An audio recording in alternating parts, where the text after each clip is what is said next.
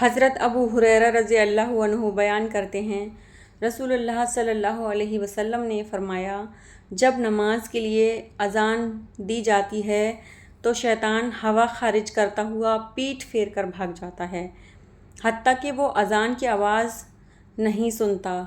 اور جب اذان مکمل ہو جاتی ہے تو وہ پھر واپس آ جاتا ہے، اور پھر جب نماز کے لیے اقامت کہی جاتی ہے تو وہ پیٹھ پھیر کر بھاگ جاتا ہے، اور پھر جب اقامت مکمل ہو جاتی ہے تو وہ پھر واپس آ جاتا ہے، اور وہ آدمی کے دل میں وسوسے ڈالتا ہے اور کہتا ہے فلاں چیز یاد کر، وہ چیز یاد کر، فلاں چیز یاد کر، ایسی باتیں یاد کراتا ہے جو اسے یاد نہیں تھیں، حتیٰ کہ آدمی کی یہ کیفیت ہو جاتی ہے کہ اسے پتہ ہی نہیں چلتا